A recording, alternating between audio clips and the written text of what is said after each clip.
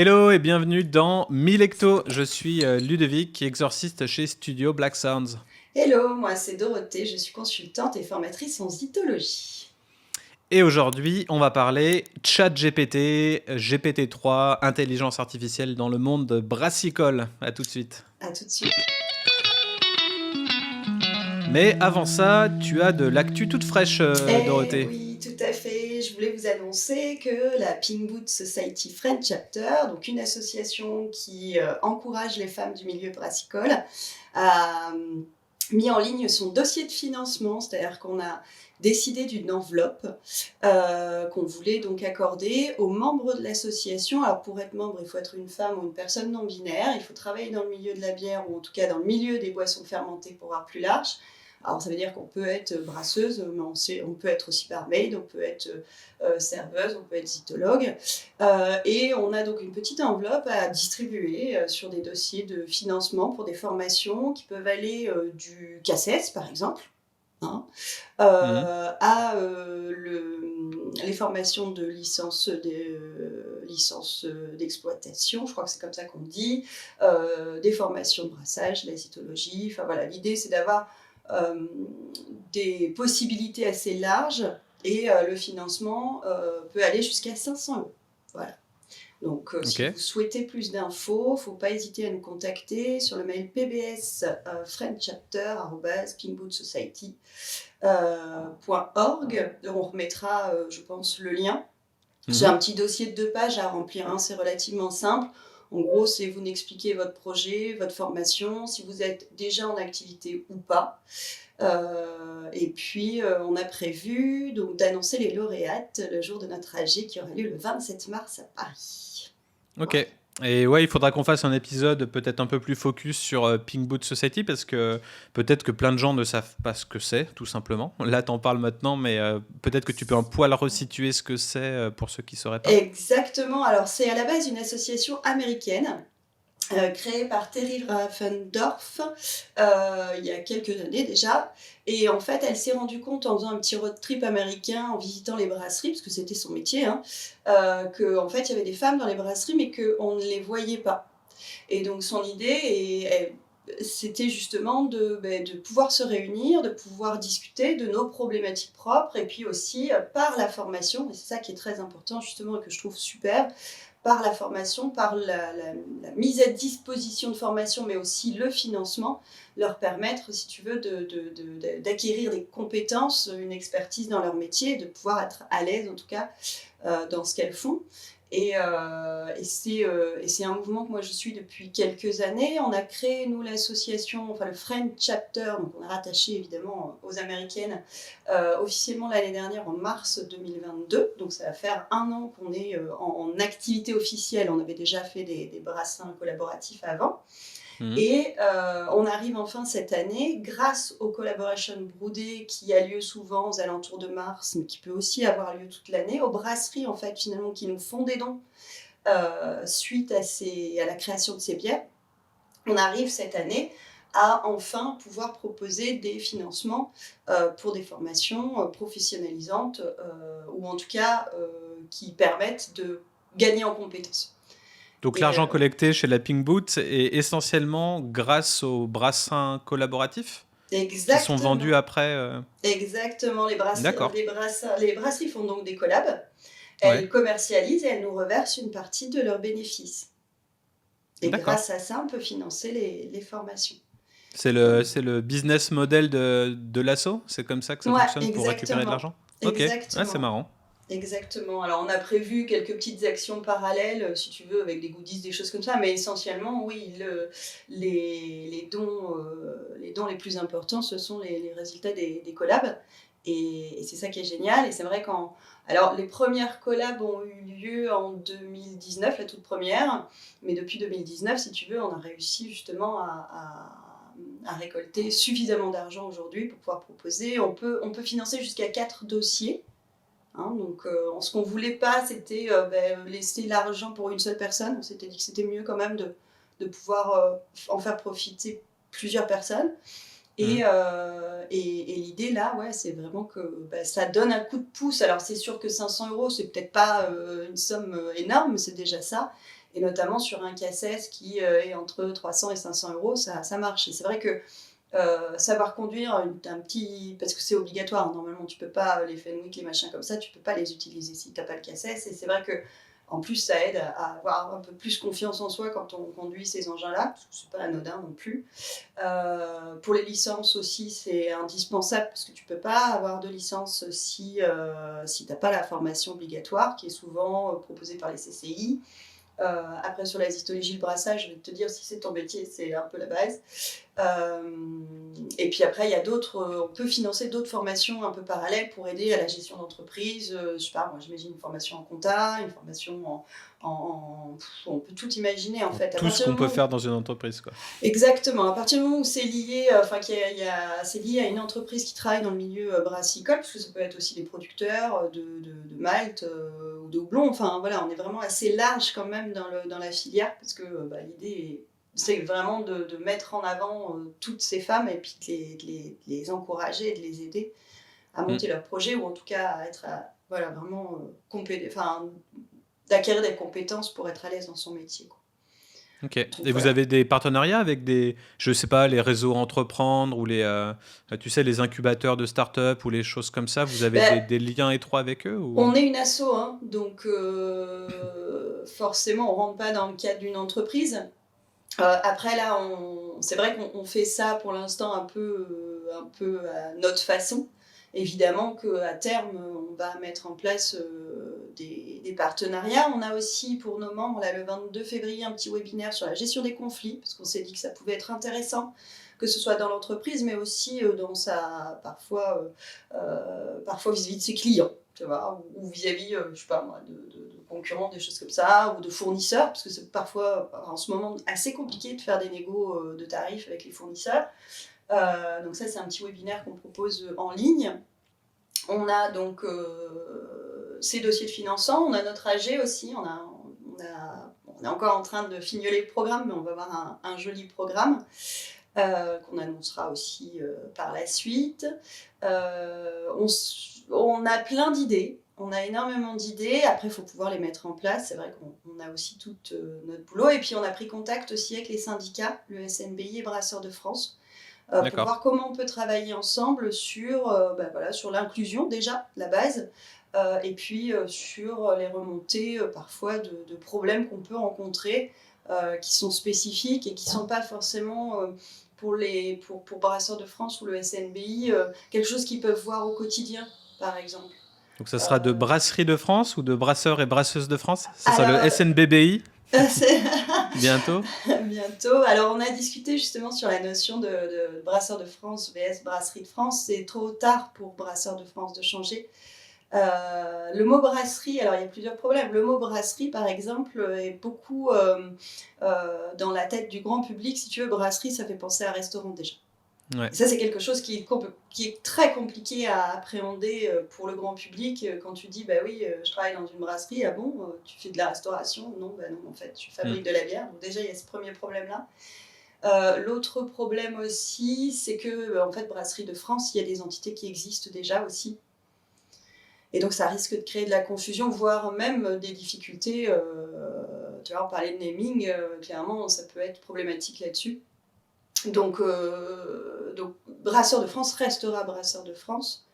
Par contre, il est clair que, en tout cas dans nos discussions, alors c'est pas moi qui les ai eus en direct, hein, c'est mes collègues qui m'ont fait les retours, enfin Stéphanie, et qui disaient qu'il y a une vraie volonté de la part de ces deux entités de faire bouger les choses et d'être vraiment dans l'inclusion. Et il y a des notions il y a des chartes qui vont être réécrites. Enfin, on va vraiment travailler ensemble et ça c'est cool. Je pense que c'est une très belle avancée qu'on ait des relations un peu plus étroites et qu'on puisse bosser ensemble sur du long terme, parce que ça prend du temps d'imaginer des solutions qui soient pérennes. Donc voilà. On va peut-être demander à ChatGPT de nous trouver des solutions sur l'inclusion des femmes dans le monde brassicole. On va faire une transition sur le sujet du jour. Ça marche. Allez.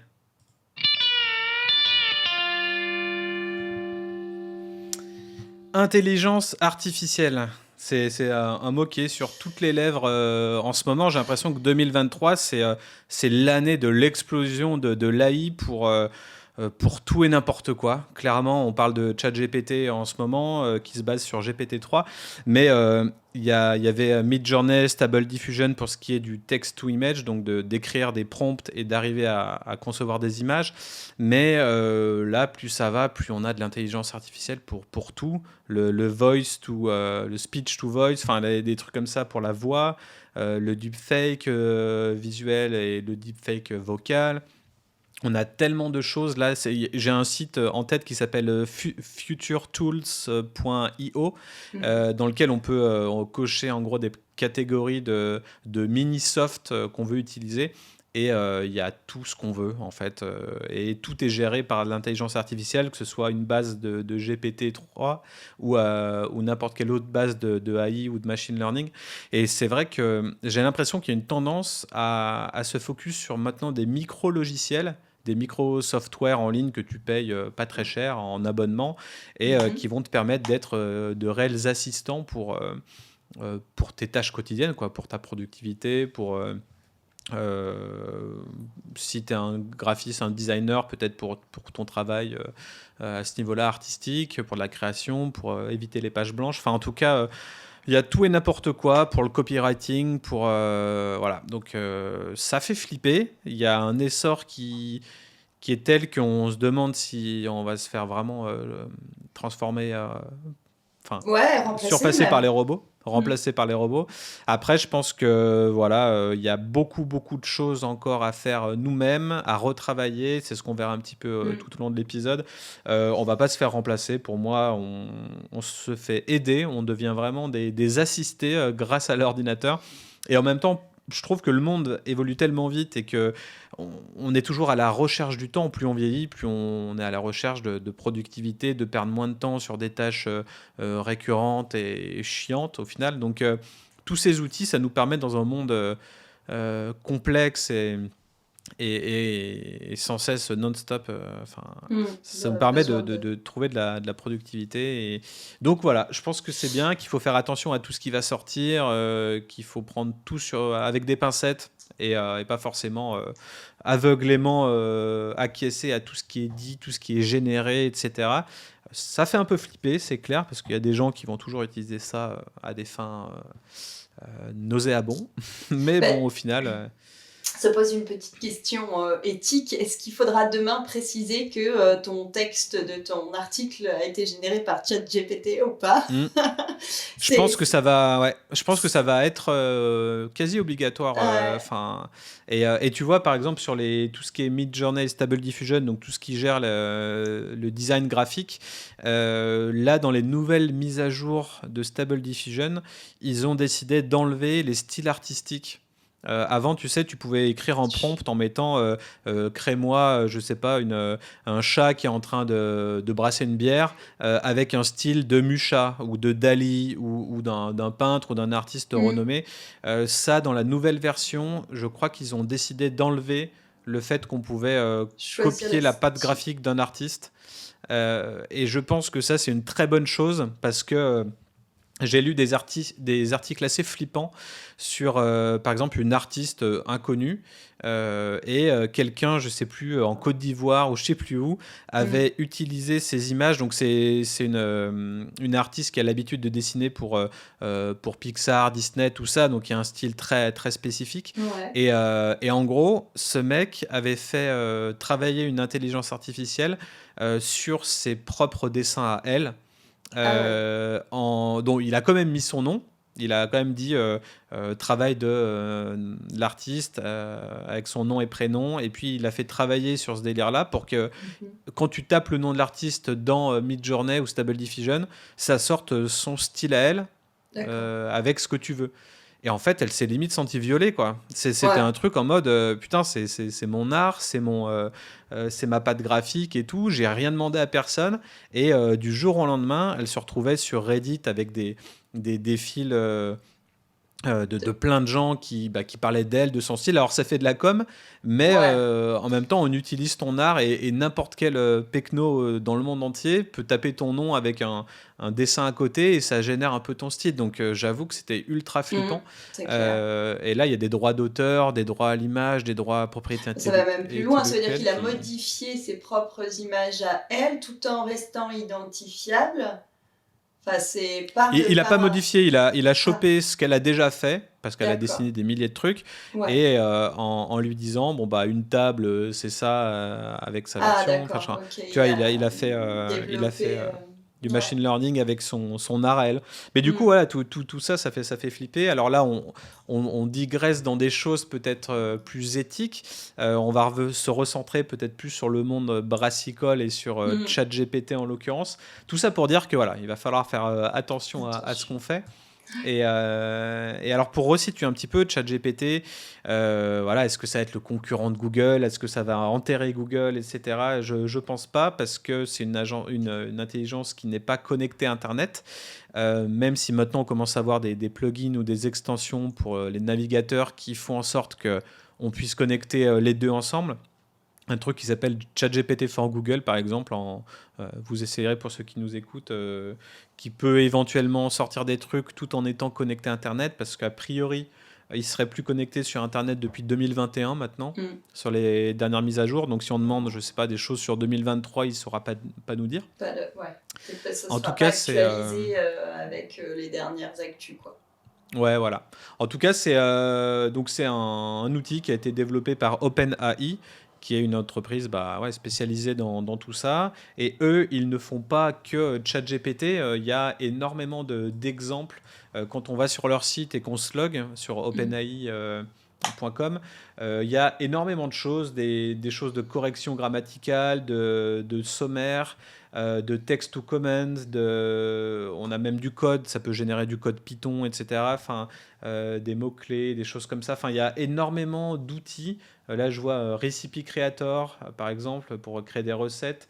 Je vois un truc même qui s'appelle, ça m'a fait marrer tout à l'heure, juste avant de préparer l'épisode.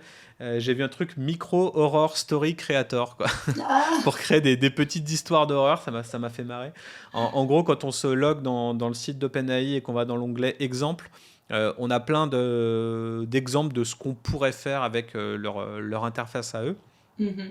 Et quand on va dans l'onglet Playground, qui est un onglet spécifique aux développeurs, donc c'est une interface en gros de commande qui n'est pas l'interface de chat que tout le monde connaît, parce que nous on va tous sur chat.openai.com et en Mmh. gros on a un Playground qui est sur la plateforme directement d'OpenAI où on peut faire du chat GPT qui est un peu moins filtré que l'assistant que tout le monde connaît. Et là, on peut voir en gros que cette intelligence artificielle, elle est entraînée avec des modèles, on appelle ça des modèles. Euh, et en gros, on peut installer n'importe quel modèle. Donc là, il y a des modèles avant qui s'appelaient, par exemple, Codex. C'était avant GPT-3. Et on peut choisir ce qu'on veut. Il y a Text Ada, Text Baggage, Text Curie, Test DaVinci 003. Ça, c'est le dernier qu'utilise GPT-3. C'est un modèle qui s'appelle Text-DaVinci-003. C'est la dernière update de ChatGPT. Et, euh, et en gros, l'idée, c'est, ouais, tu as une intelligence artificielle, tu l'entraînes selon un modèle, et toi, de ton côté, soit en local, soit sur ce genre de site internet, tu sélectionnes le modèle que tu veux qui va Mmh. correspondre le plus à tes besoins. À Donc là, tes on est besoins. vraiment dans une sphère geek. Mmh. On va essayer de sortir un petit peu du geek et aller directement peut-être dans des tests qu'on aurait fait tous les deux. Ouais. Est-ce que toi, tu l'as utilisé Alors, moi, sur le moment, j'étais un peu en mode réac, tu sais, en mode non, mais attends, l'intelligence artificielle, c'est pas bien, ça va. Enfin, c'est assez dangereux, des choses comme ça. Et c'est vrai qu'en fait, moi, pourquoi ChatGPT, tu vois, tous les trucs que tu as cités, les sites que tu as cités, en fait, je les connais pas. J'avais essayé un petit peu l'AI sur les. Mais je sais plus quelle appli, vite fait, sur mon téléphone avec des images, tu vois, et je trouvais que c'était pas foufou. Ouais. Et là, par contre, ChatGPT, j'ai pas pu m'empêcher d'essayer, quoi. Et c'est vrai que sur le moment, un peu méfiante, en me disant, oh là là, et en fait, je l'ai essayé sur deux, trois trucs. La première fois que je l'ai essayé, c'est justement, je lui ai demandé, en fait, c'est quoi la Ping Boots. Ouais. Et là, il m'a fait une réponse et j'ai fait « Ah ouais, en fait, c'est pas mal ». Il m'a résumé en 3 paragraphes ce qu'était la Pink Boot, c'était clair. Alors, il y a des trucs qui étaient pas bons. Par exemple, il parlait du 8 mars comme la journée de la femme. Bon, déjà, ça marche pas. Ouais. Mais parce que nous, en français, on dit la journée de lutte pour les droits des femmes parce que si tu fais Women's Day, ça marche moins bien. Ouais. Dans Ok. certains pays, par exemple, c'est bien la journée de la femme, c'est même la journée de la mère, tu vois. Donc, voilà, la signification n'est pas toujours la même. Donc, bon. Mais sinon, globalement, en termes d'éléments de langage, il était pile dedans. Mm. Et là, tu fais, ah ouais, quand même, c'est pas mal. Tu vois. Après, je l'ai réessayé aussi, là récemment, justement pour notre podcast, en me disant, tiens, je vais regarder sur les styles de bière. Ouais. Alors, clairement, c'est une réponse courte. Pour moi, ça suffit pas, mais ça te donne une bonne base de développement. Tu vois, là, j'avais demandé, par exemple, qu'est-ce que la gauze? Est-ce que je te le lis éventuellement? Ouais, vas-y, Allez. ouais. Tu l'as demandé comme ça. En fait, concrètement, tu as ouvert un nouveau chat Ouais, et tu as commencé à taper direct une question spécifique. direct. Voilà, j'ai D'accord. mis qu'est-ce que le style de bière gauzeux. Alors, j'ai mis style, j'ai mis bière et j'ai mis gauzeux. Ouais. Tu vois. Donc déjà, parce que j'ai bien compris qu'il fallait quand même bien le remettre dans le contexte. Hein. Si tu dis juste gauzeux, peut-être qu'il va pas... Enfin, encore que gauzeux, c'est un mot spécifique, mais il faut quand même bien préciser. Et là, il me dit, donc la gauzeux est un style de bière allemand peu connu mais très apprécié. Il s'agit d'une bière légère, pétillante et rafraîchissante, généralement brassée avec des ingrédients tels que le blé, le sel, le coriandre. Donc là déjà, tu vois, en termes de faute d'orthographe, si tu relis pas, Ouais. t'es embêté. Donc la coriandre et l'écorce de citron. La gauzeux est souvent considérée comme une bière d'été en raison de sa légèreté et de son goût rafraîchissant. Cependant, il peut également être apprécié tout au long de l'année. Le goût de la gauzeux est souvent décrit comme étant salé et citronné avec des notes de coriandre et de blé. Il a une effervescence élevée et une teneur en alcool relativement faible, ce qui en fait une option idéale pour les soirées d'été et les apéritifs. Après, il y a un peu de blabla. Si les brasseries traditionnelles allemandes sont les meilleures pour produire ce style de bière, bon, ça, c'est un avis. Hein, il donne quand même, d'une certaine façon, il donne son avis. Mhm. Et après, il se répète. Et moi, je trouvais pas ça très complet. C'est gentil, mais ça va pas très... Ça va pas au fond des choses. Donc, je lui ai demandé l'histoire de la bière gauzeux, parce que c'est ça qui est intéressant aussi dans ce style de bière très ancien. Et là, il te dit, l'histoire de la bière gauzeux remonte à l'Antiquité, où les habitants de la région de Goslar en Allemagne brassaient une bière similaire à base de blé et de sel. Voilà. Cependant, la gauzeux moderne est apparue pour la première fois dans les années 1900 et est devenue très populaire dans les années 1920 et 1930. Et là, tu te dis, ah ouais, quand même. Alors, à vérifier évidemment, à sourcer quand même, parce que ça reste Ça, c'est un truc que j'ai essayé de demander et qui n'arrive pas à te dire, c'est que il te cite jamais les sources. Ouais. Il dit il a été entraîné, tous ces nanani nanana, mais il te donne pas de sources concrètes. Après, il dit bah vous pouvez aller chercher vos sources sur Google, donc c'est un petit peu chiant. Mais par contre, j'avoue que tout ce que tu viens de me dire, alors soit ça existe déjà sur Wikipédia et t'as pas besoin de te prendre trop la tête et t'as ta réponse en 2 clics aussi. Mais là, j'ai l'impression qu'il condense quand même le fait d'aller faire une dizaine de clics sur Google et d'aller sélectionner toi-même tes pages. Donc, en termes de gestion de temps et productivité et condensation, c'est fou. Sur un sujet que tu connaîtrais pas du tout, ça t'enlève un nombre de clics, la recherche Google, etc. quoi. Ah, tu gagnes un temps fou. Et puis alors, j'ai fait pire encore. Ouais. Mon fils est en 4e, il avait un devoir de français à faire, il avait un monologue à rédiger, donc il est en train d'étudier le CID, il avait un monologue de Chimène à rédiger qui apprend le départ de Rodrigue à la guerre, et dedans il fallait 2 antithèses, 2 métaphores, une anaphore, des choses comme ça, et donc j'ai demandé monologue, Chimène, départ, Rodrigue à la guerre, blabla, avec métaphore, j'ai même mis le vocabulaire que la maîtresse avait demandé, enfin la prof, pardon. Et là, il me sort un truc. Alors, c'était pas de la grande littérature, hein, soyons honnêtes, mais franchement, c'était impressionnant, quoi. C'est un niveau de 4e en niveau de ou même pas? 4e, ouais. Si, Ouais. c'est largement un niveau de 4e. Enfin, on aurait pu faire des phrases un petit peu similaires, mais ça nous a fait gagner un temps fou. Bon, après, c'est un peu cliché. Donc même les parents se mettent à utiliser ChatGPT pour les devoirs des enfants. Non, mais c'est pas bien, mais clairement, il faut pas faire ça. Après, on a retravaillé beaucoup le texte, mais clairement, ouais, c'était largement au niveau et le devoir était fait en 15 minutes, quoi. Bon, c'est là que je me dis que c'est pas très bien dans le sens où c'est trop facile après.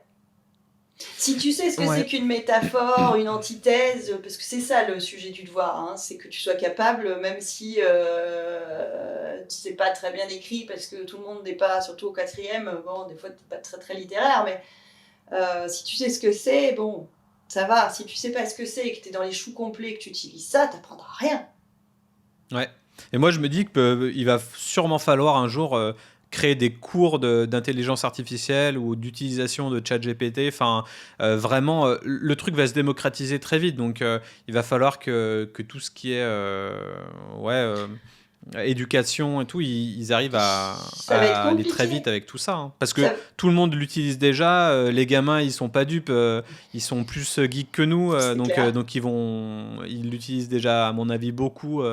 Peut-être même pour leur DM de maths, etc. Vu que ça peut faire des maths, ça peut faire ça peut tout faire. J'ai Donc pas en essayé fait, sur les maths. donc en fait, je pense qu'il faut même démocratiser ça auprès des plus jeunes et leur dire ce qui est bien de faire, ce qui est pas bien de faire, tout comme les réseaux sociaux, tout comme. C'est toujours pareil. Je pense qu'il faut surveiller et comprendre. Moi, en fait, l'idée est partie d'un truc tout bête. C'était une prof d'éco, je crois, qui disait qu'elle avait donné un sujet et que son sujet était suffisamment large pour que ce soit facile. C'est-à-dire que en fait, ils sont quand même, les profs, ils savent ce qu'ils attendent des élèves, donc les éléments de réponse qu'ils attendent, et en fonction de la précision du sujet, en fait, ils savent si tu as triché ou pas. Ils sont capables quand même de savoir. Ils connaissent aussi le niveau de chacun de leurs élèves, et donc ils savent dire tiens, c'est bizarre, là il me sort un truc super balèze, alors que ou au-dessus de son niveau habituel, qu'est-ce qui s'est passé? Alors souvent, c'est parce que les parents ils filent un coup de main. Bon, là, ce sera plus les parents, quoi, ce sera ChatGPT. Bon, comment ils vont pouvoir justement dire ok, c'est lui qui a produit ce truc ou il est allé chercher ailleurs, tu vois? Et ça va être une vraie difficulté pour eux en vrai, parce que si tu le remanies un peu, ça passe inaperçu, quoi. Mm. Ouais, là, du coup, on s'éloigne un petit peu du brassage. On va essayer de Oui, c'est revenir vrai. à ce qu'on peut faire. Donc, du coup, tu parlais du style Gozeux, ça peut être cool. Ça peut être aussi bien pour si vous êtes peut-être en panne d'écriture pour vos descriptions de bière. Alors après, à prendre avec des pincettes encore, hein, parce que je pense que il faut d'abord faire appel à un zytologue ou une zytologue comme toi, par exemple, pour écrire des styles. Mais pour les gens Surtout qui sont en panne spi pour après. goûter. Tu Et vois, pour goûter, ouais. pour Ouais, c'est goûter, sûr. parce que en fait, le chat GPT, lui, il goûtera jamais la bière, donc il va Ah, pouvoir on te sait pas faire. ça, hein. C'est vrai. Bah, on a déjà du mal à faire des nez artificiels, alors bon, mais ça existe, hein, mais c'est En tout loin cas, d'être on a développé grand public. Moi, il y avait des petits tips que je voulais peut-être donner sur l'utilisation de ce genre de choses, enfin sur l'outil ChatGPT, parce que j'ai pu le faire quand même pas mal et écouter pas mal de choses là-dessus. Une des premières choses, c'est que tu disais tout à l'heure qu'il fallait le mettre en contexte, ce qui est vrai. Et pour le coup, toi, tu as contextualisé au mieux possible une question. Moi, je pense qu'il faut encore plus le mettre en contexte. Et par exemple, ce que j'ai pu lire, c'est que déjà, quand tu commences un nouveau chat avec lui, il part pas de zéro. En gros, il a toujours dans la tête qu'il est une AI entraînée par OpenAI, etc. Donc des fois, ce genre de message va arriver en plein dans la converse, ou alors tu vas lui poser une question. Il sera déjà biaisé par le fait qu'il agit en tant que quelqu'un ou quelqu'un d'autre. Donc ce que j'ai pu écouter, ce que j'ai testé moi, c'est de commencer ton prompt ou chaque nouveau prompt par... alors ça marche mieux en anglais, mais je le fais qu'en français, ça marche quand même aussi. Je lui ai dit par exemple, oublie tout ce que tu es avant ce message. Non, c'est vrai? Ouais, je commence mon prompt par ça, histoire que tu partes sur une base clean. Donc Ouais, mais déjà... ça veut dire que potentiellement... Non, mais là, on rentre dans de la philosophie, limite. Ah non, bah, en fait, on rentre dans une logique de développeur. Tu sais, des fois, quand tu écris du code, Oui. Ou quand tu crées des sites internet, il y a des designers, des web designers qui prennent ce qu'on appelle des boilerplates, c'est des templates de sites internet qui te permettent de cleaner. Par exemple, si tu pars sur un WordPress, le WordPress, il a sa manière de fonctionner. Et en gros, tu peux avoir des espèces d'outils, de framework qui vont venir cleaner tous les codes un petit peu tout pourris ou qui ont plein de failles d'un WordPress pour qu'en fait on ait l'impression qu'on n'est pas sur WordPress. Et ça, c'est une espèce de démarche de développeur qui fonctionne aussi pour l'intelligence artificielle. Donc en gros, moi j'ai commencé par lui dire oublie tout ce que tu es avant ce message. À présent, tu es juriste et avocat spécialisé en loi E20 depuis 15 ans. Tu aides les brasseries et les distilleries à respecter cette loi, notamment via le naming et les messages publicitaires.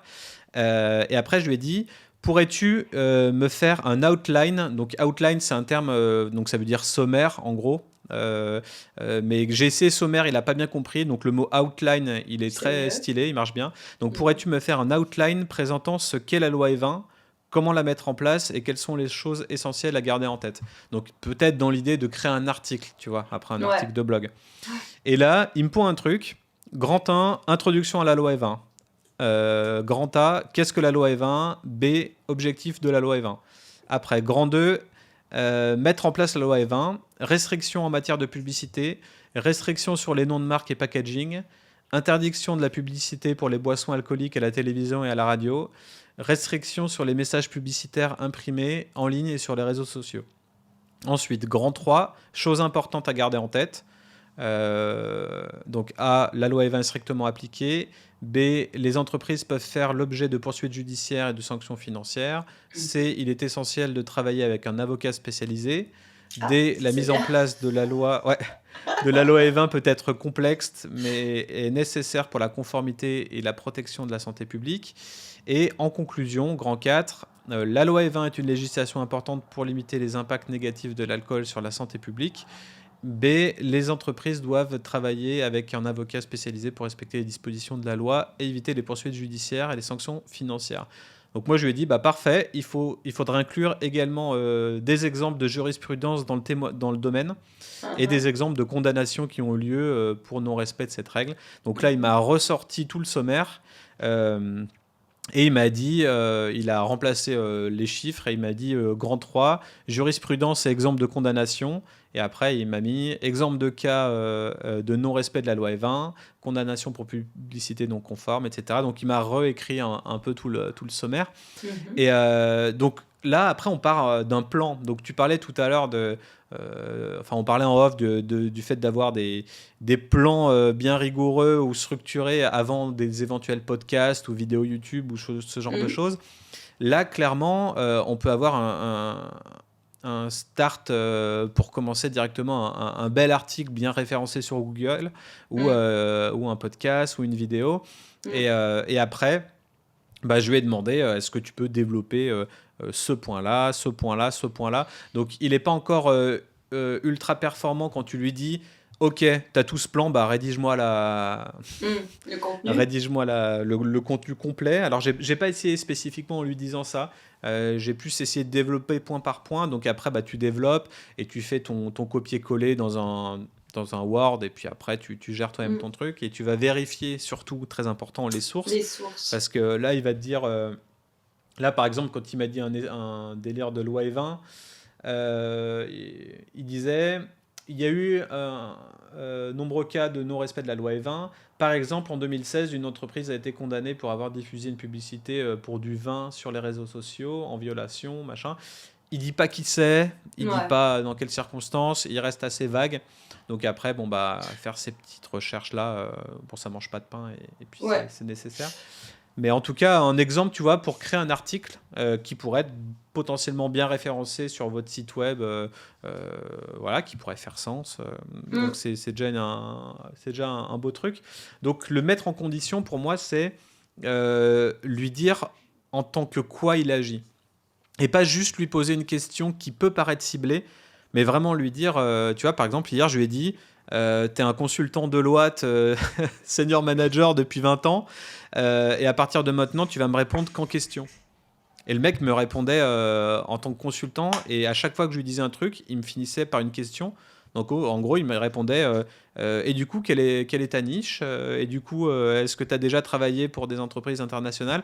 Donc en fait, je lui répondais et je devenais l'interviewé, tu vois, le guest en fait. Et lui, il me répondait en question.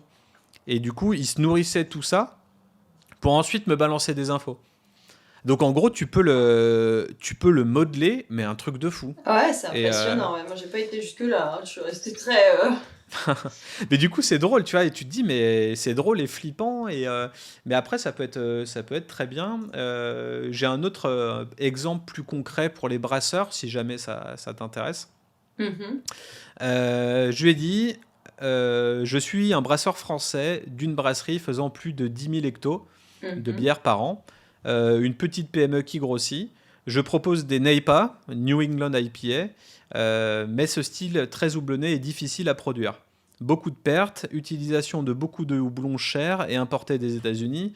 Comment faire pour réduire le coût de production lié à ce type de bière et pouvoir offrir à mes clients une bière en canette 44 centilitres de qualité au-dessous des 5 euros? Ah, Là, tu je me fais fais un un petit pied de nez roman, en à. fait. Ah ouais, je fais un roman. En fait, je lui raconte ma vie, quoi. Le mec, il sait tout, quoi. Donc voilà. Donc en gros, j'ai posé le décor. Je lui donne des tarifs aussi. Ouais. Et en gros, voilà, qui aimerait des bonnes NEPA à moins de 5 euros, tu vois, Mm, sachant que dans les cavis, c'est pas ce prix-là. mm. Et du coup, il me répond, il existe plusieurs stratégies que vous pourriez utiliser pour réduire les coûts de production liés à la production de NEPA. Voici quelques idées. Donc, idée 1, utiliser des houblons locaux. Bon. Mhm. Si vous utilisez des houblons importés, vous pourriez envisager de les remplacer par des houblons locaux qui sont moins chers et plus durables. Les houblons locaux peuvent également ajouter une touche unique à votre bière. Donc là, maintenant, on sait qu'il y a des French NEIPA qui existent et tout. Bon, premier Mhm. truc plutôt classique, logique. Ouais. 2, optimiser les processus de brassage. Il est important de maximiser l'utilisation des ingrédients et de minimiser les pertes. Il est possible de travailler avec des experts de la brasserie pour mettre en place des processus de brassage plus efficaces et réduire les pertes de houblon. Bon, bah voilà, donc là, tu dois faire appel à un expert. Mhm. 3, ajuster le taux d'utilisation des houblons. Il est possible de réduire les coûts en utilisant moins de houblon tout en maintenant le même niveau de saveur. Il est important de tester différents taux d'utilisation pour trouver le meilleur compromis entre coût et qualité. Donc là, bon, rien de nouveau. Tes brasseurs, Ouais. je pense que c'est un truc plutôt C'est. standard Tu y que. as pensé, ouais. 4, utiliser des canettes plus grandes. Alors ça, j'ai un peu viré parce que bon, je suis pas brasseur expert, mais en tout cas, j'y aurais pas pensé. Utiliser des canettes plus grandes. Il est possible d'augmenter la taille des canettes pour augmenter le rendement par canette. Cela permettrait de réduire les coûts de production par litre de bière produite. Donc ça, j'ai trouvé ça plus intéressant déjà. Je sais pas ce que toi t'en Ah penses bah en termes de. c'est mathématique, hein. Plus ton contenant est grand et moins ça va te, entre guillemets, te coûter cher. Parce que tu Ouais. vas en vendre plus dans un contenant, enfin dans moins de contenants. Et ça, c'est Euh, quelque chose que tu as pu voir, par exemple, parce qu'il y a des brasseries artisanales qui ont changé de contenant pour des contenants un poil plus gros et du coup, qui ont fait alors, payer plus moi cher. j'ai vu surtout le passage de la bouteille en verre 33 centilitres à la canette de 44 avec Ouais, une proportionnalité de prix qui n'était pas la même. Alors il y a plein de raisons à ça, hein. Faire de la canette au final ça coûte un petit peu plus cher quand même, malgré tout ce qu'on peut dire. Enfin, peut-être moins maintenant au prix de la bouteille, mais en tout cas. Et puis le coût du 44 centilitres, ça, c'est un coup des Anglais, je crois, ou je sais plus, des Américains, enfin bref, de dire bah voilà, je mets un petit peu plus dedans et puis je vous fais payer beaucoup plus. mm, J'ai plutôt vu ça. Après, non, ça c'est une évidence par rapport à ta proportion de fût canette vs fût, tu vois. C'est-à-dire que tu vas privilégier à un moment donné de la vie de ta brasserie de faire du fût parce que le fût bah, c'est du volume, que tes enveloppes inox bah, tu les récupères, enfin, tu les consignes donc tu les récupères. Ça demande certes une laveuse de fût, mais aujourd'hui on en fait des petites qui sont très efficaces. Et donc ça se justifie déjà rien que ça en fait. Tu vas privilégier le fût parce que tu sais que tu vas avoir moins de fût à vendre pour un volume de fermenteur identique, quoi. Et puis moins de manutes, moins une logistique différente. Enfin, donc ça se justifie et ça c'est plutôt. Mais c'est pareil, c'est plutôt classique comme réponse. ouais. Ouais, c'est sûr. Bah après, moi, je suis moins dedans, donc ça m'a quand même fait tilt. Après, Mhm. le point numéro 5, travailler sur la marge. Il est important de travailler sur la marge pour pouvoir vendre la canette 44 centilitres à moins de 5 euros. Il est possible de travailler sur les prix d'achat des matières premières, sur les coûts de production, sur les coûts de marketing et de distribution pour pouvoir proposer un produit en adéquation avec le prix souhaité. Mhm. Et après, il est important de noter que ces idées pourraient ne pas tout être appropriées pour votre entreprise. Il est important de faire des tests, des analyses et des calculs pour déterminer la stratégie la plus adaptée pour votre brasserie. Mhm. Et après, je lui ai dit, vu que le point 4 sur les canettes plus grandes, ça m'a intrigué, Mhm. je lui ai répondu, peux-tu développer la stratégie du point 4, s'il te plaît? Bah, alors, moi, je sais pas pourquoi, Ouais. je suis très cordial avec Ouais. l'AI. Je lui mets des s'il te plaît, pourriez-vous. Enfin, C'est je lui rigolo. parle comme un prout-prout, je sais pas pourquoi, et je fais ça depuis le début, je peux pas m'empêcher.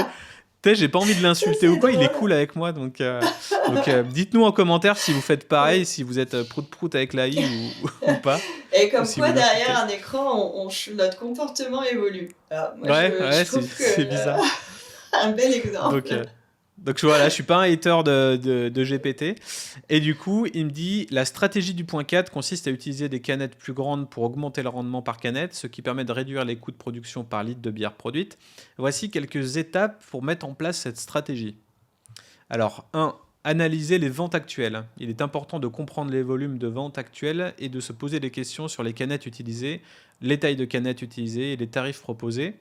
2. Étudier la faisabilité. Il est important d'étudier les coûts liés à la production de canettes plus grandes et de vérifier si cela est faisable pour votre Mhm. brasserie. Coût Mhm. des canettes, coût d'emballage, coût de transport. 3. Tester et adapter.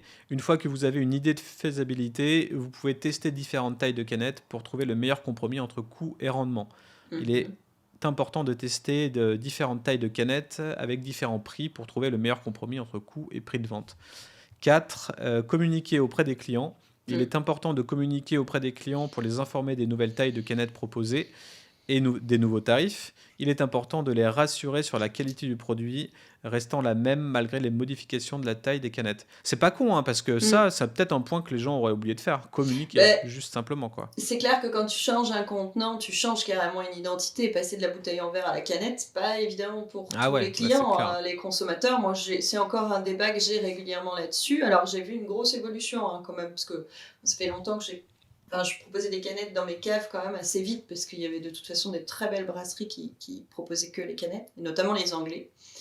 Ouais. Et j'avais à l'époque beaucoup de gens qui me disaient ah non, surtout pas, surtout pas. Et en fait, tu leur vendais une et ils étaient convaincus parce que la bière était bonne dedans. Tu vois. Hmm. Mais j'ai encore des débats là-dessus en disant ah, la bière en canette, c'est pas terrible, machin, truc muche. C'est moins qu'avant. C'est souvent des gens qui vont pas chez le caviste et qui ont une consommation de bière qui reste assez classique, on va dire, qui sont pas, voilà, ils sont pas dans les New England IPA, les trucs supra houblonnés et tout ça. Mais Hmm. il y a toujours encore ce petit, tu vois, Ah ouais, c'est toujours dans le pipe, ça. cette petite crainte, et ce le sera peut-être toujours ou encore pendant longtemps, ça dépend comment ça se passe. Mais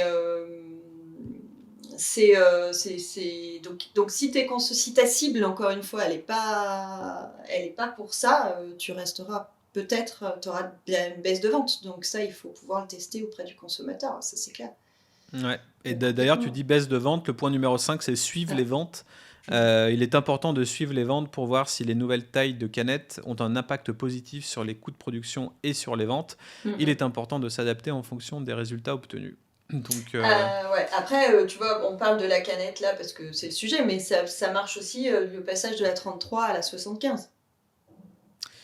ouais, totalement. Et Ouais. moi, j'ai Parce que tendance ça à aurait pu être canette 33 à canette 44, voilà. tu vois, aussi. C'est On va dire. ça. Moi, j'ai tendance à conseiller les brasseries qui le peuvent, qui ont surtout l'embouteilleuse qui va bien, que c'est pas trop compliqué de passer à la 75 centilitres. Parce que Ouais. la bière, ça se partage. Tu mets plus de bière dans une grande bouteille. Et en termes de prix, bah, tu peux, justement, là, pour le coup, tu peux faire un calcul de marge un peu différent, tu vois. Mais moi, ça, c'est un truc qui m'a toujours un peu fait bizarre, c'est que j'ai toujours eu plus de bouteilles 33 que de 75, et pour autant, le format 75, eh ben, j'en ai vendu beaucoup, beaucoup. Hein. Parce que c'est la bouteille que tu ramènes chez les copains à une soirée, ou c'est la bouteille que tu partages Ouais, il y a un devant côté la peut-être un télé. peu plus festif ou plus événement, un événement un Après, poil plus ouais, premium. il y a moins le côté dégustation. C'est-à-dire que là où tu vas prendre, je sais pas moi, 4 bouteilles de 33 par exemple, tu vas prendre peut-être que deux bouteilles de 75. Mais au final, ça reste quand même vachement. Enfin, je trouve que la bouteille de 75, c'est pratique à tout point de vue, et pour le consommateur et pour le producteur. Donc voilà. Mm. Voilà. J'ai un Donc conseil. bon.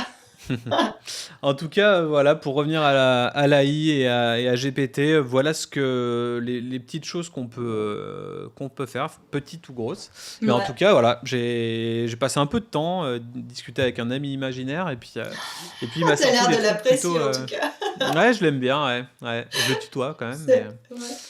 Mais en tout cas, ouais, c'est super intéressant. Et puis on commence à voir petit à petit même des trailers vidéo qui ont été faits avec des dialogues de GPT-3 et Ouais. puis des animations vidéo faites par Midjourney Ah, j'ai vu ou ça, d'autres trucs ouais. comme ça. J'ai pas eu le temps C'est d'essayer, mais je trouve ça assez puissant comme truc, quoi. Ouais, ça fait presque un peu peur parce que tu te dis, alors, est-ce que ça va remplacer les journalistes? Est-ce que ça va remplacer les consultants, justement, un peu comme nous, qui, en fait... alors, je pense pas, parce non, que ça ça reste assez oriente, vague. Ouais.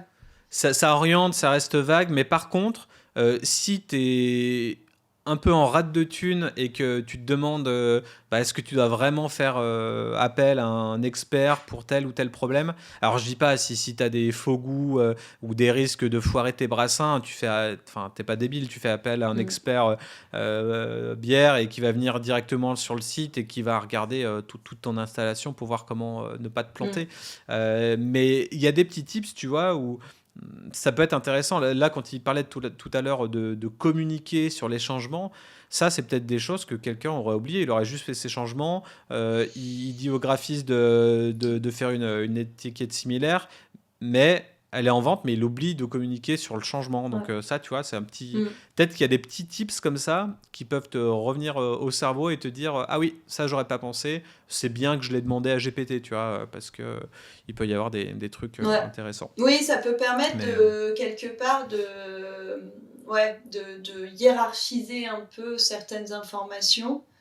Bon, moi, de mon expérience, tu vois, pour un devoir de quatrième, ça marche.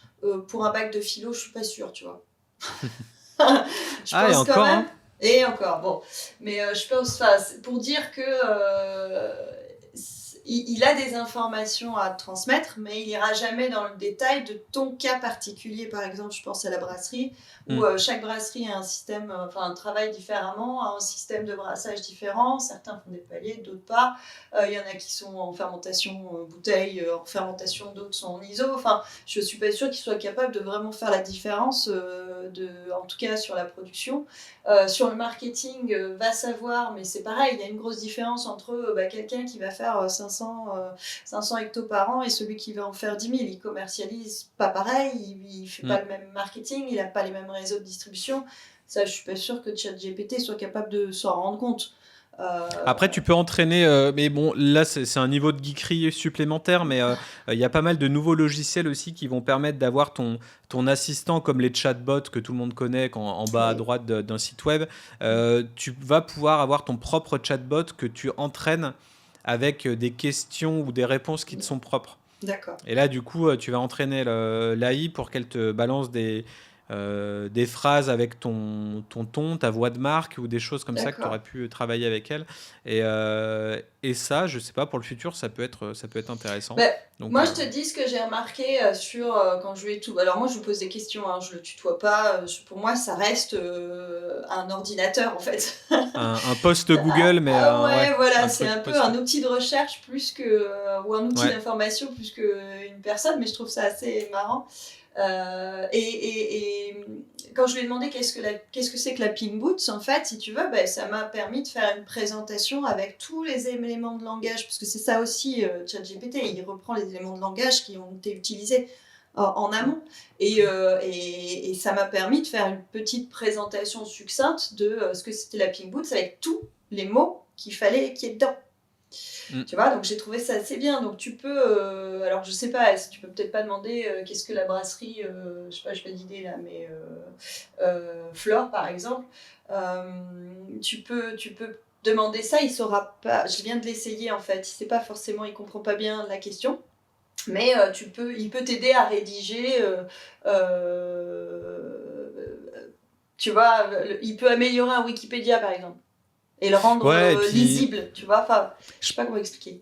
il faut lui répondre aussi à chaque fois qu'il comprend pas ou qu'il a mal fait, faut lui dire qu'il a mal répondu et à côté on a le pouce D'accord. up et down Ouais, et on peut lui dire spécifiquement ce qui n'a pas été et des fois les gens régénèrent la réponse parce qu'on peut régénérer en oui, dessous la réponse si elle ne nous convient oui. pas. Il vaut mieux lui dire pourquoi ça t'a pas convenu et de le refaire le truc en dessous que D'accord. générer une réponse et qui reste dans le système où il va générer un truc continuellement Ouais.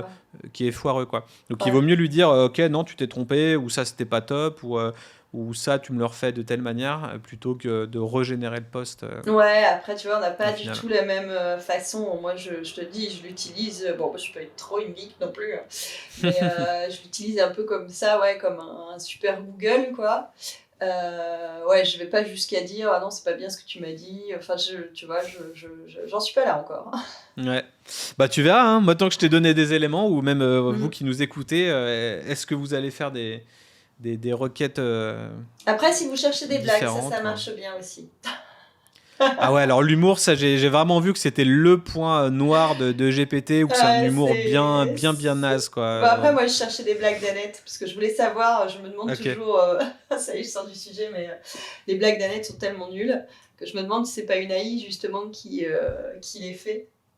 Et lui ne connaît pas de blagues spécifiques sur Danette, D'accord. mais il sait faire des blagues sur les crèmes glacées. Mais tu vois, même C'est pour nul. générer de l'engagement, j'ai trouvé ça intéressant parce que sur LinkedIn, j'avais posté un truc en mode bah voilà ce que ça me sort quand on demande à l'intelligence artificielle quels sont les problèmes des brasseurs. Et Mhm. j'avais juste fait un copier-coller. Je m'étais pas fait chier à créer un post, à le réfléchir, etc. Mais ça avait généré un engagement avec plein de gens qui disaient ah ben moi j'ai vu ça comme problème, mais il y avait plus rien à voir avec l'AI en fait. Les Mhm. gens me répondaient leurs problèmes à eux. Donc Ouais. en fait c'est fou, j'ai généré un engagement euh, de personnes qui se sont confiées sur leurs problèmes ou ce qu'ils voyaient, donc ce Mhm. qui est le Graal quand tu es consultant ou expert bière, enfin c'est ton but de savoir quels sont les problèmes pour essayer de trouver des solutions. Donc, Mhm. et en termes d'engagement, j'ai trouvé ça plutôt cool pour un poste qui n'était pas prévu, où j'ai juste fait un copier-coller. Donc ça ne veut pas dire qu'il faut faire ça tout le temps et que nos métiers Bon, vont devenir du copier-coller sans rien regarder, mais en tout cas, après, c'est intéressant. ton poste était intéressant dans le sens où c'est pareil, je trouve que en fait, il enfonce beaucoup de portes ouvertes. C'est-à-dire que Ouais. pour la plupart, quand tu m'as montré le truc, je me suis dit oui, bah ça, logique, ça, logique. Tout m'a paru très logique. Bon, après, il faut approfondir, quoi, parce que clairement, c'est un peu des solutions, euh, c'est des pistes de réflexion, mais clairement, tout n'est pas possible à mettre en place. Et après, quand même, t'as vu, hein, les gens ont réagi, donc ça veut dire qu'ils ont des problèmes spécifiques qui leur est propre. Et ça, bon, sauf si tu l'entraînes Qui évidemment, n'était mais pas je marqué, pense quoi. que voilà. Et par contre, je trouve ça assez marrant pour la communication, par exemple, parce que moi je réfléchis, moi je le vois plus comme ça, je le vois plus comme un outil de com où oui, il peut te générer des posts et des contenus facilement. À condition de relecture, à condition de Ouais, ça, synthèse ou de développement. Ouais. Mais il peut t'aider là-dessus en disant tiens, il aborde le sujet d'une certaine façon et tu peux tu vois, enfin là, j'ai trouvé que sur les styles de bière, c'était très résumé. Il n'y a pas de notion technique. Par contre, ça peut faire une Tu peux lui petite dire hein, présentation. en combien de Ouais, mots tu peux lui dire bah fais-moi 500 ou 1000 mots sur ce style. Et là, ouais. il résumera moins et il sera plus Oui, il alors il se détaillera répète plus quoi. aussi. Quand il n'a pas assez de contenu, j'ai remarqué qu'il se répétait un peu. Ouais, Tu vois, ouais, il y a moyen. il triche un peu quand même, des fois. Donc, Mais par contre, le ton et la voix et la personnalité, c'est quelque chose aussi qu'on peut modeler. Moi, j'ai un petit peu halluciné parce que j'ai un champ lexical un petit peu evil et metal dans ma manière de parler avec Studio Black Sounds, vu que je parle d'exorcisme de marque. Et oui. en gros, je lui ai dit, J'ai commencé par en mode t'es un prêtre exorciste depuis 20 ans de toutes les religions. Enfin, tu sais, je suis parti en couille totale, quoi. Et du coup, je lui ai demandé de me donner les différents processus d'un exorcisme. Donc là, il est parti dans des trucs, mais très, très bien faits, hein. Genre les commandements, le chasser les démons et tout. Et après, je lui ai dit, ok, est-ce que tu peux mixer ça avec les process d'un consultant de cabinet de conseil, quoi. Et du coup, il m'a sorti la purification de marque, l'exorcisme de je sais pas quoi. Enfin, il m'a donné un truc génial en termes de voix et ton de marque. C'était nickel. Alors après, tu switches 2-3 petits mots et tu revois. Mais ça va peut-être faire ma prochaine page expertise quand je ferai un petit update sur mon site, quoi. Et qui sait, mais en tout cas c'était je me suis dit bah allez c'est fou, essayons de mixer les deux mondes qui n'ont rien à voir, quoi. Ouais, c'est clair. Et il m'a sorti un truc très bien ficelé, quoi. Donc voilà, bah, faites vos expérimentations vous-même, voyez ce que vous pouvez faire et postez peut-être en commentaire de la vidéo si vous avez vu un truc fou ou si vous avez apprécié certains tips ou si vous en avez d'autres. Si vous en servez déjà.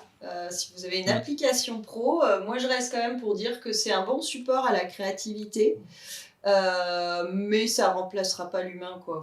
Non, voilà. C'est sûr. C'est un outil intéressant. Il faut savoir ce qui se passe. De toute façon, on peut pas passer à côté.